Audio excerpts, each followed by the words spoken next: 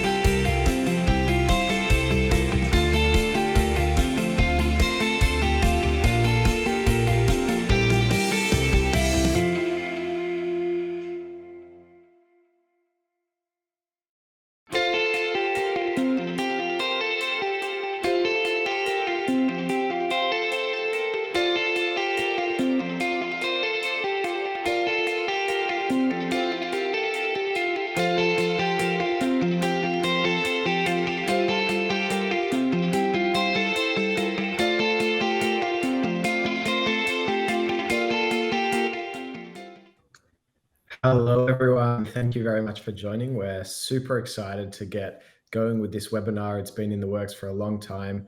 We've got a super exciting partner we want to bring to you in Similarweb. Similarweb's been around for a really long time. They're a market intelligence platform, but they've recently come out with an e-commerce specific solution that we think is going to be extremely valuable to aggregators and to anyone who's looking to buy and grow e-commerce businesses. So we've put together some really cool SOPs that we're going to be sharing with you today, and we're just so excited to get stuck into it. Before I go any further, I want to introduce our very special guest that we've got today from Similarweb's team. We want to give you guys the opportunity to ask all the questions that you have and really understand what this platform can be used for and the power in this platform. So instead of directing those questions towards me, we're going to be really lucky and be able to direct those questions to Brandon Eucharist, who is an industry manager at Similarweb. Brandon, welcome. Hey everybody, nice to see you all. I'm Brandon Newquist. I'm an industry manager at Similarweb, focusing on our shopper intelligence solution. A big thanks for Eli and the Escala team for having me, and I'm super excited to run you all through the shopper intelligence platform today. Awesome. Well, before we do get stuck into shopper intelligence as a platform, and don't worry, there's going to be a lot of time dedicated towards that. We just want to talk to you for a second about what we're doing here with Escala and with the Escala recommended solution. So for those of you who don't know about Escala, Escala is a management consulting solution in the e-commerce space. We help systemize and professionalize e-commerce businesses. So we know that the growth opportunity is unbelievable within e-commerce, but very often sellers and agencies, especially aggregators, and we've definitely seen this recently. The growth opportunity is so great, and they don't get the opportunity to really build the foundation from scratch. So Escala is designed to actually do that. We leverage unbelievable talent from the Philippines. So we've got well over 30 consultants now, almost 35 consultants from the Philippines who are all ex-EY, Accenture, McKinsey's, and we're offering a McKinsey-style solution for the e-commerce world. So we're working with a lot of aggregators. We've worked with a ton of sellers, and that's what Escala does. What the Escala recommended solutions does is actually bring the elements of a system. So we call the elements of a system the people, the process, and the technology. If you're missing any one of those three components, you're not going to have a systemized business. And what we're doing is we're partnering with some of the best technology platforms in the space. So that's not just for aggregators, that's for the wider seller community. So we've partnered with Nozzle and Data Dive and Sellers Funding. And what we're doing is building plug and play SOPs that you can hand to someone in your team to execute tomorrow. So these are very, very detailed SOPs. They're not how to use a specific software. What we're doing here is documenting very, very relevant use cases that are directly applicable to Amazon and e-commerce businesses. And we are handing them to you for free that you can go and hand them to someone in your business tomorrow. So for shopper intelligence, we're going to focus today on the diligence process for aggregators. And the whole idea here is that 90% plus of the process is actually handled not by the chief M&A officer or not by the head of acquisitions, but by an analyst. And we're going to be handing those to you for free at the end of the workshop. And we'll be going through those specific use cases today on the webinar. So super excited to get stuck into it. There's also a ClickUp template to play in a Google Sheets as well. So we're really excited to give this all over to you with the purpose of adding value. But before I ramble on too much about processes and systems and all those sexy topics, I want to hand over to Brandon to actually give us a walkthrough before we even get started of how you can use shopper intelligence in your business.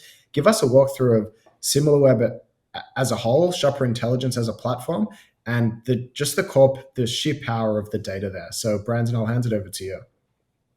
Of course. So thinking about Similarweb in general, Similarweb historically is essentially a way to measure website traffic across the globe, right?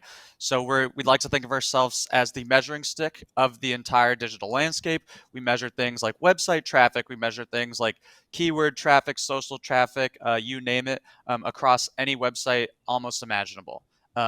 Recently, we've released something called our Shopper Intelligence tool, and this is essentially our deep dive into large, relevant e-commerce marketplaces.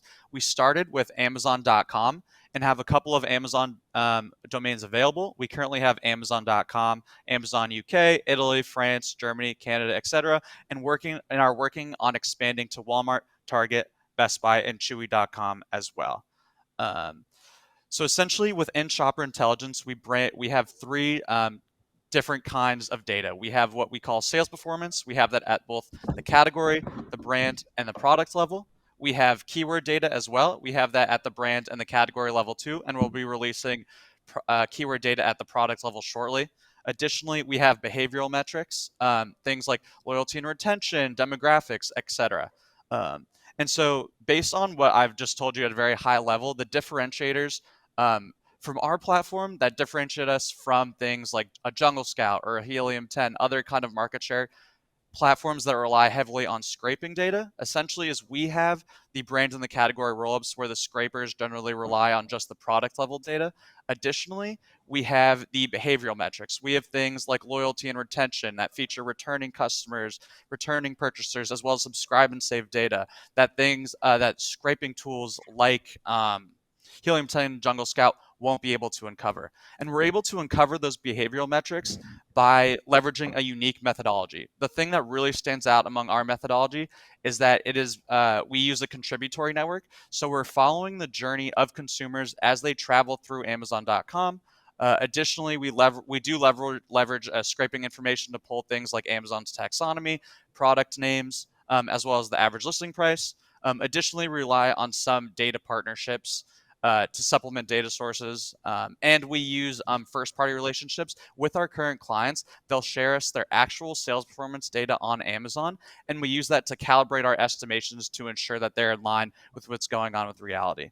And so, again, the key differentiator being the contributory network that allows us to dig deeper into consumer behavior and glean things like loyalty and retention figures. At the So just highest level, to again, Brandon, do you mind if I yeah. just interrupt you? Just to dumb that down for people like me who have never really spoken the language of, such heavy data collection. What I'm understanding from that, and correct me if I'm wrong, is that Helium 10 and Jungle Scout, while they are amazing tools for very specific components, it's hard for them to get data that is not directly given to sellers from Amazon. So Amazon releases data. They might have a few other scraping capabilities, but Similarweb, which is foundationally a market intelligence platform that has data relationships with all these different sources, and sort of the whole foundation of Similarweb is on where they collect the data from. It's going to be hard for a Jungle Scout or a Helium 10 to really compete with such a robust data collection network. Am I understanding that correctly? Exactly. As they rely on generally one or two inputs for data collection, and we rely on four, we'll have a greater ability to break out additional metrics and just dig deeper. Awesome. Cool. And so to think about the high-level capabilities, again, we have sales performance data at the category level. Here we're looking at cat food specifically. We can either look at a higher level category or we can dig deeper into a specific category based on Amazon's taxonomy. We can also look at brand sales performance. Right now we're looking at the top brands within the cat food category. Again, you can look at whatever category you're interested in. Additionally, you can look at the top products within a given category. Um, and therefore understand, who are the biggest players in the space from the category and the brands level. Additionally, we have on-site search data where you can understand things like the top keywords in a given category, be it cat food, wet cat food, fancy feast, as well as things like the organic versus paid split, the number of clicks, the average unit price associated with a given keyword, as well as the top brands that are getting traffic from those keywords. Um, Additionally, you can get the product clicks over time to get the overall category trends. You can do something very similar at the brand level. Additionally, and again, a big differentiator for us is the loyalty and retention and audience metrics. So we have things like purchase frequency, where you can understand a category or a brand's purchase frequency. You can understand the share of one-timers or repeat customers that a brand is getting. Additionally, you can dig deeper and understand the amount of revenue that a brand or a category is getting from subscribe and save figures, or the subscribe and save channel versus the one-time purchases. So really useful in identifying brands that have a strong, sticky consumer base where they'll likely see recurring sales over time. So those are the high level capabilities. Lippy, do you want to start going through some of the Amazon aggregator use cases? Yeah, absolutely. So if you want to ping back to my screen. So, I'm sure that all of the people on this call are really thinking, this is an amazing tool. You can see category level data, subcategory level data, subcategory. So let's say you know, I'm sure that everyone on this call who's spent a lot of time trying to make sure that they're acquiring the right types of brands, they're thinking, how do I actually leverage this? How do I use this in a way that's not only going to give me the right answer once, it's going to give me the right answer time and time again, and I'm going to be able to remove myself from the process. So that's what we're here to do. I think if all you wanted to see was what can shopper intelligence do, then I think Brandon did a really awesome job. What we're trying to do with Escala, and I think in partnership with Similarweb, is say, how can you use shopper intelligence to make greater decisions faster at scale? And that's what these processes are all about, these three use cases that we're going to go to. So I'll jump into the first one. The first one is how to analyze TAM and market share to elevate and accelerate acquisition decisions. So TAM, I've spoken to a lot of aggregators. I think the current calculation for TAM is pretty much an estimate. So aggregators that are not using Similarweb, maybe there's one or two other tools out there that can give you an estimate. But if you're using sort of Jungle Scout and Helium 10, those types of extended tools, it's really hard to get an understanding of what is the TAM of a subcategory. What is the total revenue of Amazon.com of cat food, cat treats subcategory.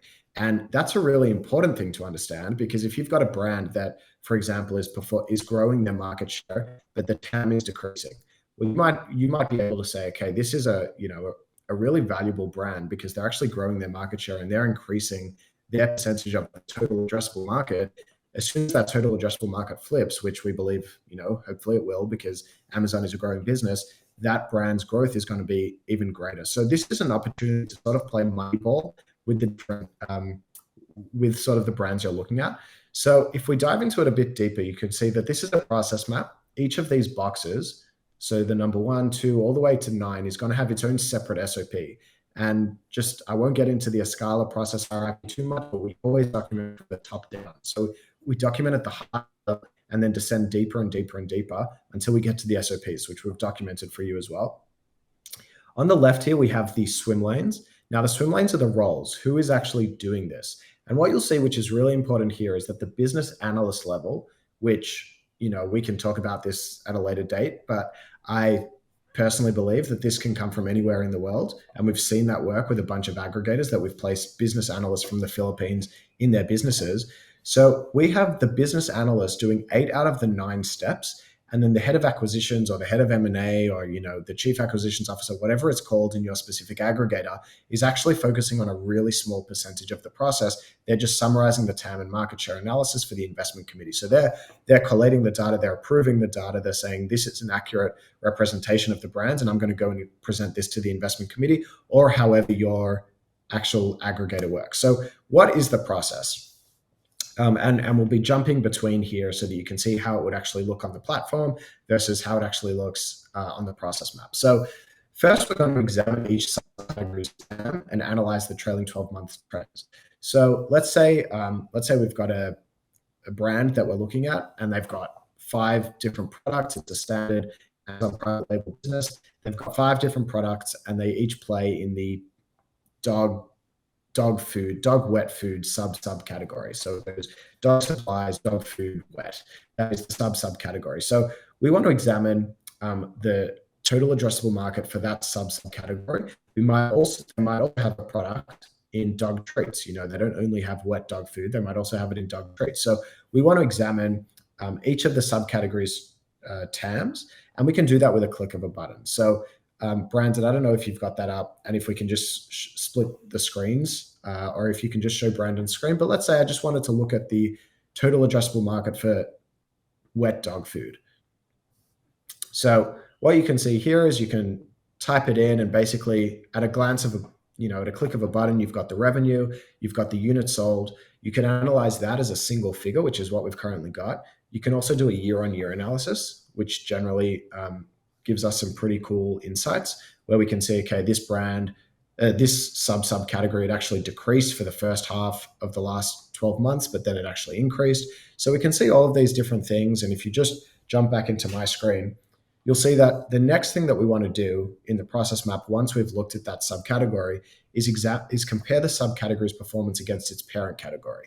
Now, why is it important to understand whether wet dog food grew in comparison to dog food as a whole, or even to the category of dog supplies as a whole? That's important to understand because that's going to help us basically isolate the subcategory to understand, is the subcategory's growth a function of the entire category's growth, or is this subcategory specifically growing or declining at a rate different to the category, which would indicate to us, hey, this is actually a subcategory that's worth us taking an extra look at because it's really exciting. Or it might be the opposite. We might say, this brand is growing and there's a lot of expansion opportunities to different subcategories, but the subcategory it's currently playing in is decreasing. It's declining. So actually this brand's growth is even more important. They've grown 20%. The subcategories decreased 10%. So all of a sudden, that growth is far more impressive because it's in comparison to a market that's actually, declined. The next thing that we want to do is compare subcategories' performance against similar subcategories. So again, the purpose of this is to isolate the subcategory. So for example, we might look at dog treats versus wet dog food. We might look at wet cat food versus wet dog food. And, if all of a sudden we've seen a huge increase in wet cat food, maybe that's going to help us isolate wet dog food.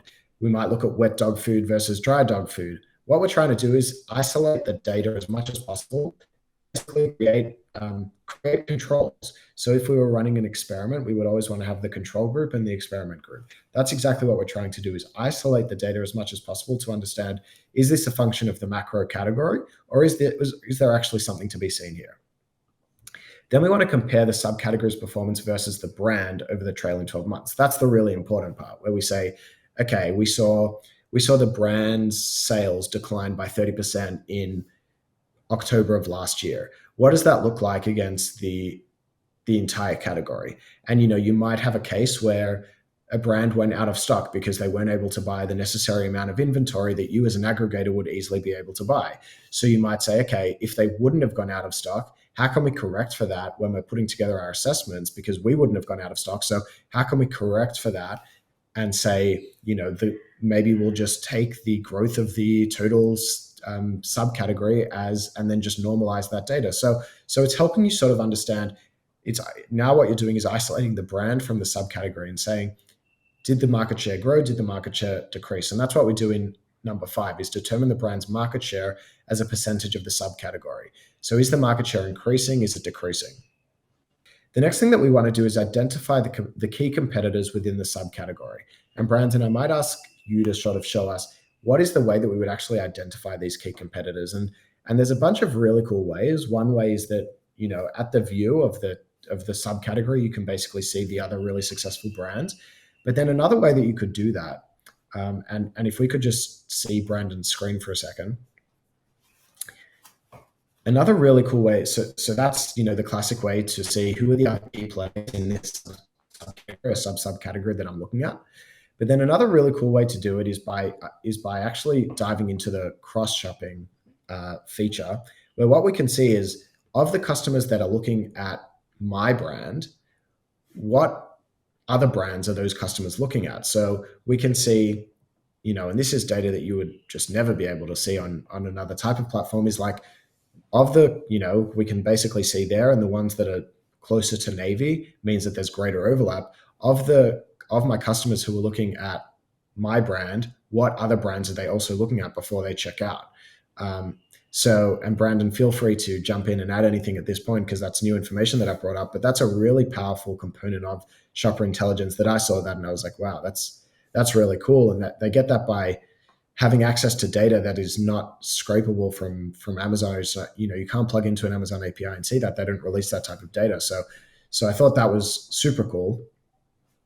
Exactly. But And then yeah, if it's a huge differentiator for us and definitely is a great way for brands to identify their true competitive set, as sometimes it's not always clear as to who you're actually competing with for that actual purchase decision. So again, really useful tool to really quickly identify who you're competing for those actual conversions with.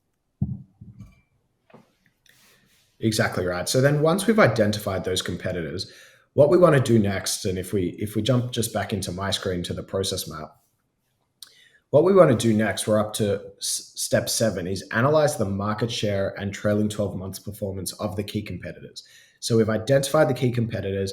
Was there an event of some kind that impacted all of the competitors, and therefore we should take that into account when we're assessing the health of the brand? Or if we saw a decline in sales in, you know, June, let's say, as an example, did that decline in sales also happen to the key competitors? Again, what we're trying to do is isolate the brand's performance as much as possible. We're comparing it against similar subcategories. We're comparing the market share versus the key competitors. And then we're actually looking at the key competitors' sales and saying, did they have the same dip or did they have the same incline? And if, for example, there was an incline in sales for the brand I'm assessing, but not for the competitors, then all of a sudden I'm saying, wow, that's a really great sign. That's a green flag for why we should potentially acquire this brand, because they're seeing growth in sales when the key competitors are not. And then what we want to do is assess the likelihood of growth of the brand's market share. So what is the likelihood that the actual TAM, when you really simplify what is a brand, what is a brand's growth? It's the growth of the total addressable market and the growth of market share of that total addressable market. And what you can do using shopper intelligence, really understand, do we expect this to grow? And we do that by isolating the subcategory against other similar subcategories and analyze the trends. Do we expect the market share to grow, which you do by isolating the brand against its other competitors? So that's actually what we're trying to do in number 8. And I'll show you in a second how we've documented this in an SOP, but we've got the entire step-by-step process of how you would do this and how you would actually plug it into an Excel sheet or a Google Sheets format. And we've actually given a template as well of how a business analyst could put all of this data into a Google Sheet and then present it to the head of acquisitions or head of M&A or whoever you are, and basically give you a really accurate summary in a short amount of time and say, here is my analysis of this brand. There's some really valuable data in here for the TAM, for the subcategory, for the market share analysis, and you can take this to the investment committee and seem like a really smart dude. So I'm going to get out of presenter mode here and just show you the actual SOP that we've created. So this is on our website. It's weareescala.com. And you can just go in here to the SOP library. So can we just look at my screen for a second? Yep. So you just go into here to the SOP library. And then you can see here some of the other partners we've worked with, but this is the SOP that I'm looking for, how to analyze TAM and market share. So we want to go to the SOP. We've got here a bit of a background story, which is everything that we've spoken about so far on the webinar. We've got the exact same process map that I showed you. And like I said before, each one of these boxes has its own SOP that we've documented in a step-by-step format with GIFs that make it really easy to follow. So who's this performed by? What's the frequency? And you can see we've written it out step by step. I'm giving these away for free, right? So you can interact with them either on our website or you can interact with them by downloading the PDF. I'll show you how to do that in a while. We've really got step by step exactly how to do all of this that you could literally hand to a business analyst and just plug and play. You could start doing that tomorrow. Now, we know how important it is for you guys to be making the right acquisition decisions. The wrong acquisition decision can cost a lot of money. So a lot of money and a lot of time. So we've really mapped this out step by step. And I think that the value of this specific SOP is it's a streamlined way. I'll just show you some more. It's a streamlined way for you to, there's never 100% certainty when you're making a decision. There's always risk. But this is trying to give you all of the data available instead of just looking at the search term volume data or, kind of what's currently being offered through those other platforms is very Amazon focused data and not macro level data. I think what we're seeing now in general in the industry is, we're seeing as proof how much the macro effects are so much more significant than the micro effects on the health of a brand. So things like, how did Amazon marketplace sales increase or decrease?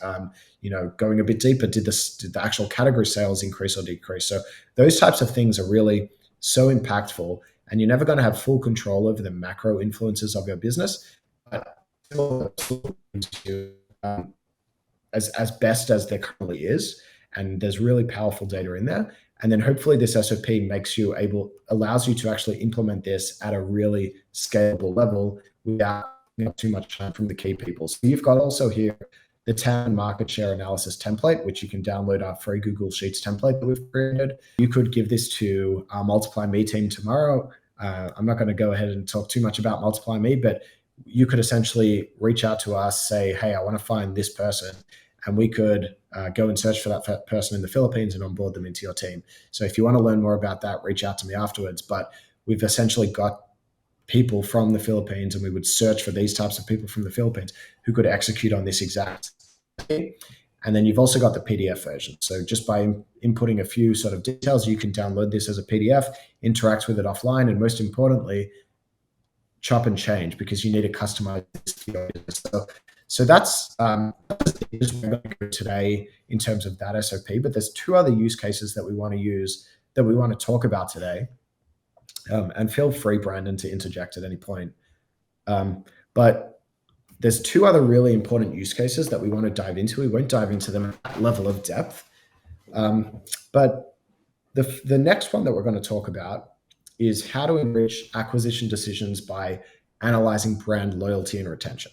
So, being a part of the Amazon industry over the past 4 or 5 years, we've seen that 5 years ago, the talk was all about, hey, look for a product where there's a lot of search and volume and low competition and just sell that, and then do it again, but it can be for a completely different product. That is not valuable anymore. What we're looking for are brands that have the potential of going omni-channel. That's kind of what's fueling the aggregator. All of the crazy raises that we saw the aggregators do is like, there are these Amazon native brands that have the ability to scale everywhere. But what is the component of those businesses that makes them scalable? And I would say it's the brand equity.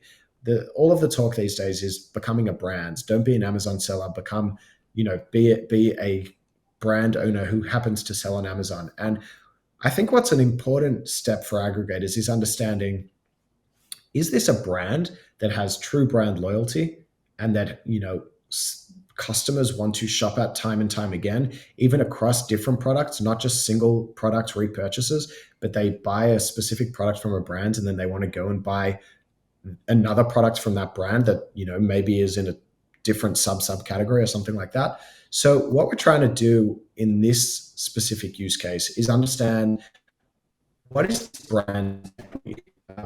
Is this brand, is this brand potential to really go omni-channel and all of a sudden have a presence on Walmart and eBay and Amazon places internationally and potentially even wholesale?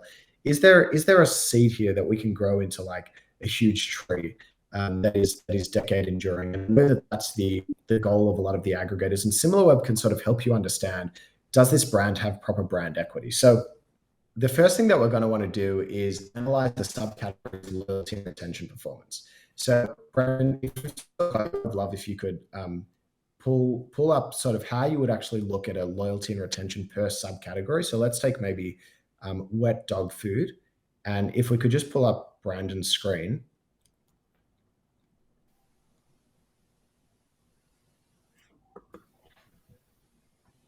Hey, everybody. So looking at wet dog food, we have this data at the category level.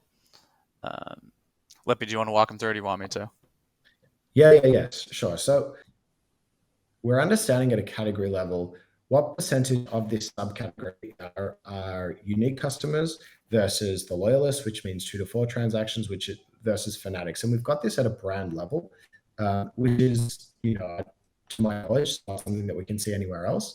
We're also understanding the demographics of this specific brand, of this specific subcategory, and we can understand things like dates since the last purchase. So we can do that at the brand level, and we can also do that at the subcategory level. Now, things like, when we talk about brand equity, we're thinking about things like lifetime value, repurchase rates. There's not sort of a single metric that can decide what brand equity is. But if we've got a brand where most of the purchase, there's a high percentage of purchases that are coming from existing customers, that's a really good indication that all of a sudden that this is a brand that's actually got really strong really strong brand equity. So if we come back to my screen, we'll be able to see that it's so important to actually compare the subcategory loyalty and retention versus the similar subcategories. So the reason that we do that is because if all of a sudden we see that dog food, which is the type of product that you need to buy for a dog once every 30 days or 60 days or 90 days, that's going to have really high repurchase rates versus something like dog treats, where you might not purchase the same dog treats every single time because it's more about how much does the dog like them, how much does the dog, go crazy for them, and that's the type of differentiation that's really important. Because if we look at a dog food product and we say repurchase rates of 30%, and then we look at a dog treats product and we say repurchase rates of 15%, all of a sudden we say, well, the brand equity is actually stronger with dog the dog food. That might be incorrect, because what we're missing out on is how that compares to the subcategory. Because if the average repurchase rates are 40% for dog food and the average repurchase rates for dog treats are at 10%, then all of a sudden the way we look at that very same data is totally opposite. So this second step of compare subcategory loyalty and retention versus similar subcategories, and then compare the subcategory loyalty and retention versus the brand, that's really helping us isolate the brand and say, is this brand actually a brand with strong brand equity, or is it just a function of the subcategory having really strong repurchase rates, and that's not actually something that's an indication of whether this brand is likely to succeed in other marketplaces. So the next thing that we're going to want to do is analyze the brand's lifetime value per customer, which is something that we can see through Similarweb. We can see it through some other platforms as well. Specifically in this SOP, we use a tool called Nozzle to actually analyze the brand's lifetime value, and you can see our SOPs on how to use Nozzle as well. And then what we're going to do is compare the brand loyalty and retention versus key competitors.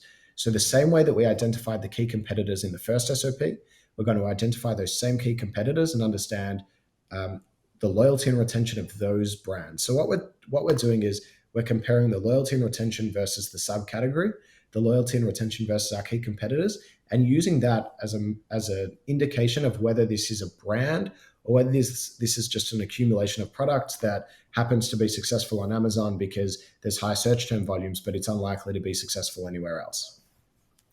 And then the final thing that we're going to do, and I'll just add on that, a lot of the feedback that we get when we talk about this SOP is like, this is relevant for very specific subcategories with high repurchase rates, but something like toys is not as relevant. And I think what we see is that a lot of people are surprised by repurchase rates and how high they can be, even for even for a category like toys. Because what you'll see a lot of the time is, you buy a toy for your child, they like it, so they buy it as a nephew, they like it, so you buy it as a present for that child's friend for their birthday party. But then you really like the brand and you're impressed with the brand, so then you do a brand related search term and look for similar products within that brand. Some customers are actually even more advanced and know how to go into the storefront. So repurchase rates are not just for those subscribe and save type of subcategories, which you can also analyze on Similarweb, but this is the type of data that's relevant for all categories, and it really takes playing around with a tool like Similarweb to understand something like that. And the cheapest way to grow your brand are through increasing the lifetime value of customers that you've already paid to acquire. And the best brands are able to do that at scale, and those are the brands that you should be targeting when you're looking for a buyer.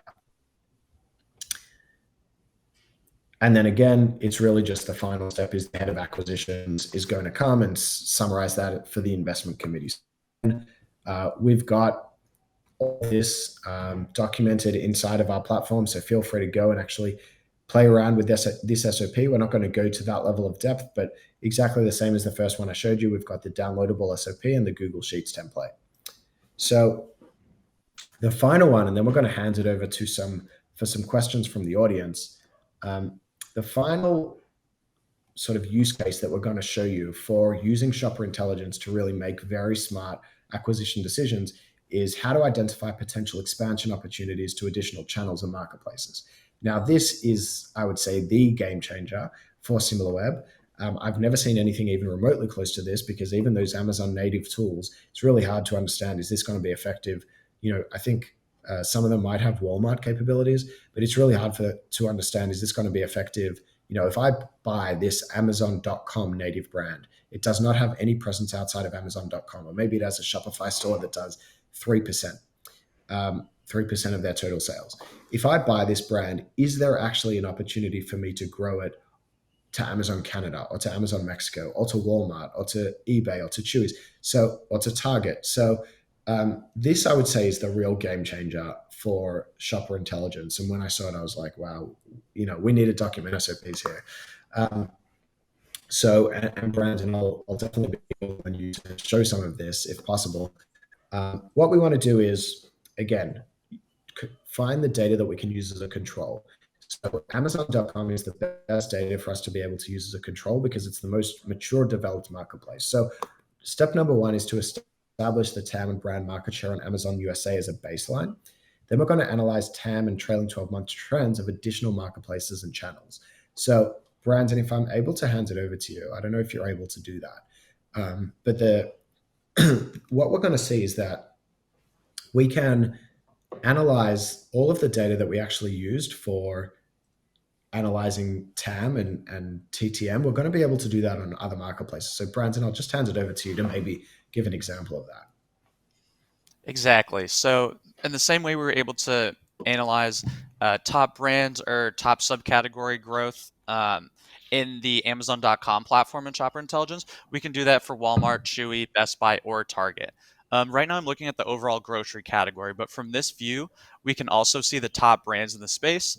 Additionally, as we can look at the performance by subcategories. A really powerful way to look at this data is looking at it over time too, so you can identify any trends in the space. Is a certain brand, or is a certain type of brand growing quickly or quicker than its competitors, quicker than the market? Is a certain subcategory becoming more popular on Walmart? And you can quickly identify these growers, these disruptors, the emerging categories, to identify any potential expansion opportunities on Walmart, on Target, on Chewy, or on any of the other Amazon domains if you're thinking about expanding into Europe or Canada. So a ton of valuable insights here as well. It's really awesome. I mean, and if we can just come back to my screen, the ability to, with a click of a button, understand, and this is not only for your acquisitions team. The SOP that we've documented is for the acquisitions team, but this is also super applicable to the growth team, where you say, hey, we want to expand this brand off of Amazon.com. Where's the smartest place to go? We don't have all the resources in the world.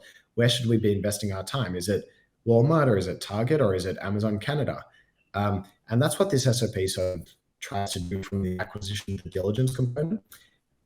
Once we've analyzed the TAM in the trailing 12 months, we want to determine if marketplace or channel is a compelling growth opportunity. So is expanding to Walmart even feasible? Is expanding to Amazon Canada even feasible? I think we'll see that with specific categories.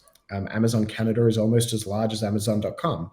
With specific categories, Amazon Canada is barely relevant, whereas Amazon.com is strong across the board. I think there's even extreme categories where specifically there are stronger subcategories in Amazon Canada than even in Amazon.com. And there's a lot of sellers who anecdotally will talk about how their sales are even better in Canada than the US. This is a way to identify that during the diligence component, where we say, hey, this brand's doing $2 million on Amazon, or $10 million on Amazon.com. If we expand to Canada, we expect that we're going to be able to grow the brand by 20%, 50%, 100%. And then so let's say we've determined that there is a compelling growth opportunity on a specific marketplace or channel. We're going to deep dive into the Amazon US market share distribution and use that as a baseline. So we're going to look for those same competitors and say, what's the market share distribution on Amazon.com? And basically use a baseline to say, we believe that if we launch in Amazon Canada or in Amazon UK or Japan or eBay, we believe that we can more or less replicate the same market share. We can acquire the same percentage of market share in a different marketplace or channel, and that's an assumption that we can make to basically say that this is the sales we can expect to see by expanding to Walmart. Again, we might actually perform better, we might perform slightly worse, but it's the best available option for us to actually predict, is this something that we can grow. The growth opportunity off of Amazon.com is actually really exciting.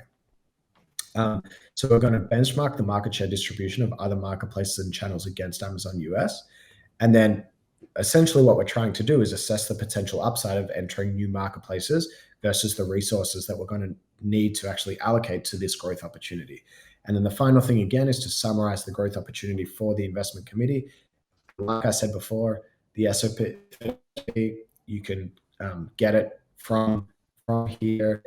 Again, it's super in detail. You can hand it over to someone from your team to actually go and just execute on this tomorrow. There's no reason why not. It's super simple to follow, and you can download it as a PDF so that you can house it. And what you're going to be left with is this Google Sheets template, which is super easy to follow, and leaves you with really impressive graphs. And really, at a glance, you're going to be able to see, is this a good acquisition opportunity or not? And I'm sure there's going to be a lot of data and work that you guys overlay on top of this, but this is an unbelievable baseline that, I'll just go out and say it, that a business analyst from the Philippines or any offshore hub, or even just a junior team member that you've got in-house, is going to be able to execute on using the power of shopper intelligence. So those are the SOPs that we've got for you today. We hope that you sort of enjoyed them. We've now got an opportunity for some live Q&As. So if you guys, if you have already, or if you want to, please type in the chat if there are any questions that we can answer, and hopefully either me or Brandon will be able to answer them. I can see we've already got a couple. So the first question I can see is, how is the data collected from the retailer channel? So I know that you touched on it earlier, Brandon. This is one of the key questions I had. So could you potentially go just into a bit more depth as to how the data is actually collected from those channels? Absolutely. So yeah, just to reiterate our methodology, we have four sources of data collection. The first being our contributory network, where we're following along consumers' journey through these sites. Additionally, we're scraping certain elements. We're scraping product names, brand names, the taxonomy from these sites. We also have some vendor partnerships where we get certain things like receipt data. Last but not least is we're using first-party relationships with companies that actually sell on these sites to calibrate our estimations. Therefore, we're able to make sure our estimations are based in reality. That being said, the big differentiator for us is that contributory network. So we're able to, follow consumers' journeys, get things like demographic information, things like those loyalty and retention figures that really differentiate us from the Helium 10s and Jungle Scouts, and will allow Amazon aggregators to make safer, more informed decisions when they're doing due diligence for companies that sell on Amazon, Walmart, etc. Um, That's looking awesome. Yeah, looking at another question we have, are you able to easily enroll brand specific data if they're not yet available in the platform? So yeah, recently, so we built the platform and we included, at least on Amazon.com, at least 10,000 Amazon brands. That being said, we're actually restructuring the way we enlist new brands' data in the tool. We're expanding our coverage, and we're now going to include around 50,000 Amazon brands in the tool. So you'll be able to see them at the overall brand level. You'll be able to see all of their product level data, etc. So the expansion will be really interesting. Additionally, we're updating that. The update should happen this week, where that's going to happen automatically. So in the past, we've relied on brands to request other brands to be available in the site. Now, if they pass a certain unit sales threshold, they'll automatically be included. So there's no chance that we're going to be missing any brands that are emerging or skyrocketing very quickly in the site. They'll be automatically included. So you'll have a very strong picture of all the legitimate, players in the space that have a certain unit sales threshold. So that'll be really exciting. That's awesome, man. And there's one more question here that I'm sure you guys get asked a lot because this platform is pretty cool. But what is the pricing structure for someone like an aggregator who wants an all access? And I'll just expand that question a bit broader. What would be the next step if someone was interested in exploring shopper intelligence for their business? Who would they speak to, and what would be the process? Of course. Yeah. So next steps in the process is they could either reach out to me or our partnership manager, Diana Golikov, and we'll again walk you through the platform, show you what you need, work with you to ensure that the use cases that we've talked about today will easily flow into your workflows. And then we'll discuss how we can partner and get you access to the tool. And if you could give a rough estimate of something to do with pricing, what can people expect? I know that each aggregator gets sort of a custom scope, but is there a ballpark that you'd be able to give? Yeah, so the pricing does range depending on how much you need and what you're going to use on the platform. We can get you started as at little at 10K. Obviously, the more you want, the more expensive it will be. That being said, we really appreciate our customer partners and are willing to work with you to find a price that will work, so we can get you on board and start having you use the tool effectively. That's awesome. And I know that, since we've started working together, you guys have worked really hard to find structures that are very lucrative for aggregators. The product itself lends itself so well to what the day-to-day struggles of an aggregator are. And since I think working together, we've realized we need to find a model that really makes sense for aggregators. So I would encourage everyone to definitely reach out to either Brandon or Diana, and we'll have their emails and everything in the show notes and on the next slide. But I would encourage everyone to reach out and really try just understand, get a deeper sort of dive into the platform and into what you guys would specifically need. But then sort of understand, is this something that can make your acquisition decisions a lot more sound? And I think that a lot of aggregators would know internally just how costly a bad decision can be. The acquisition decisions are so large, not only from the money perspective you put down, but the time and resources that you're about to invest. We know that from working with a lot of the aggregators, and I think that the smartest aggregators are the ones who really are very very selective with their acquisitions, and I think most aggregators claim to be extremely selective. So this is a tool to really empower the aggregators to be extremely selective and smart about their acquisition decisions. Um, I want to I want to jump to this next slide, and if we can just go back to sharing my screen. Um, we have partnered with three other platforms for in the Escala recommended solutions, and I think you would have seen them when I shared my screen. We've got Sellers Funding, Nozzle, and Data Dive in there. Specifically, Nozzle and Data Dive would be extremely relevant for aggregators as well. So I encourage you guys to check that out. And we really want to understand, what tool do you recommend for future sessions? We're committed to doing this once a month, a tool per month. So if you can think of a tool that it would be extremely valuable for aggregators specifically, or in general, to set sort of plug and play SOPs that you can hand to someone from your team, we're really interested in actually building these and handing them out for free. So let us know what tools you would like for us to recommend. You can reach out to me or anyone on the team and just let us know, maybe even make an introduction. And we would love to do that and build really strong partnerships that at the end of the day add value to the community. And for the final part, and I know that everyone's been waiting for these pretty cool live prizes that we've promised. We have a 10% discount available for Similarweb Shopper Intelligence using our code Escala10. But make sure to reach out to Similarweb within the next week and get on that call within the next week, because it's only valid until May 17th. So please don't miss this opportunity, because this can really turbocharge your M&A and growth teams. So I can't encourage it enough. The final thing I'll say is that we're also offering an Escala discount, which we rarely do, for 10% of the entire project value, and we're also going to be raffling. We're going to be raffling off $10,000 worth of value for working with Escala. So that's essentially 1+ month free of working with Escala. We're working with a bunch of the aggregators, and we're definitely looking for another one. So thank you very, very much to you, Brandon, for taking the time and getting on this webinar and adding value to the aggregator community.